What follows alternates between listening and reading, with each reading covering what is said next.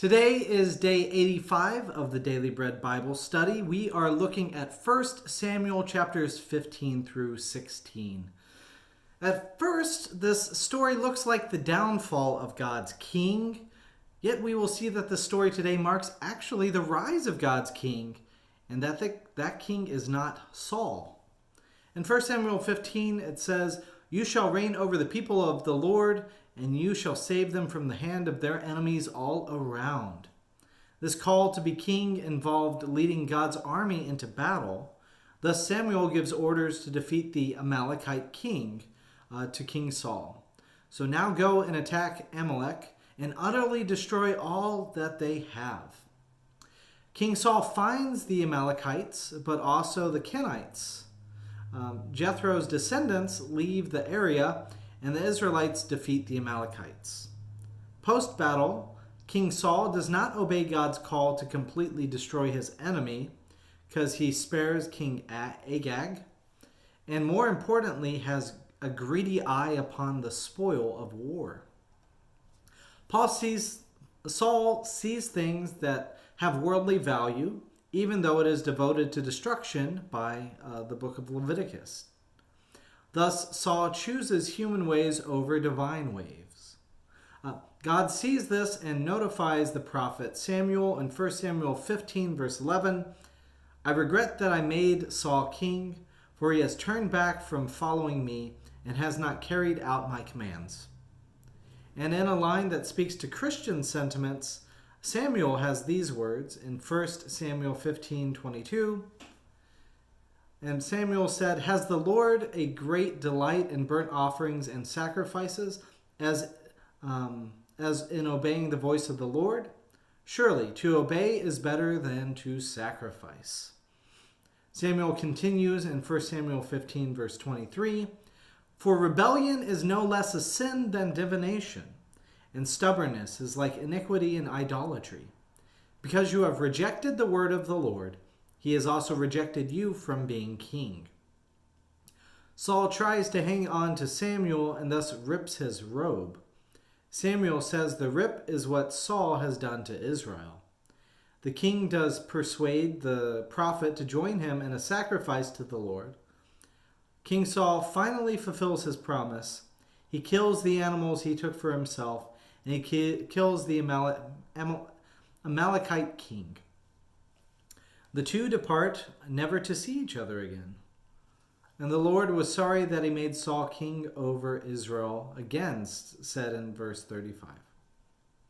Now God moves quickly and asks a hesitant prophet to go, quote, "Fill your horn with oil and set out. I will send you to Jesse the Bethlehemite, for I have provided for myself a king among his sons." So this is chapter 16 of 1 Samuel. Samuel goes to the man named Jesse in order to offer sacrifice with him and his sons. As the sons gather, Samuel remembers what he did just a few years before with Saul. He witnessed a tall and handsome man that had it confirmed by God and anointed him as king. Samuel again sees a tall and handsome firstborn son. Yet this time he is not confirmed by God to be anointed as king. In 1 Samuel 16, verse 7, "But the Lord said to Samuel, 'Do not look on his appearance or on the height of his stature, because I have rejected him. For the Lord does not see as mortals see. They look on the outward appearance, but the Lord looks on the heart.'" So one by one, the sons are brought and not selected. All the sons present are seen, but not one is selected. In 1 Samuel 16, verse 11, Samuel said to Jesse, "Are all of your sons here?" And he said, "There remains yet the youngest, but he is keeping the sheep." And Samuel said to Jesse, "Send and bring him, for we will not sit down until he comes." He sent and brought him in. Now he was ruddy and had beautiful eyes and was handsome. And the Lord said, "Rise and anoint him, for this is the one." Here we now witness the rise of God's king. In 1 Samuel 16, verse 13, "Then Samuel took the horn of oil and anointed David in the presence of his brothers. And the Spirit of the Lord came mightily upon David from that day forward. Thus, as the Spirit now chooses David, the Spirit now leaves Saul. In 1 Samuel 16, verse 14, now the Spirit of the Lord departed from Saul, and an evil spirit from the Lord tormented him. As I said before, the book of 1 Samuel has no problem saying God would choose one and not another. Additionally, God has no problem bringing evil upon those formerly blessed. Those around the presumed King Saul see the change and seek someone to play music to calm his spirit. Saul hears of a son of Jesse named David, skilled in playing lyre.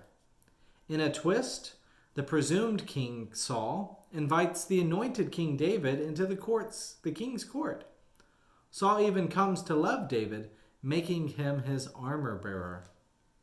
Now, while we know what is happening with David and Saul, these two, quote, kings will find that working together has its complications. And we will see how God blesses David instead of Saul next time.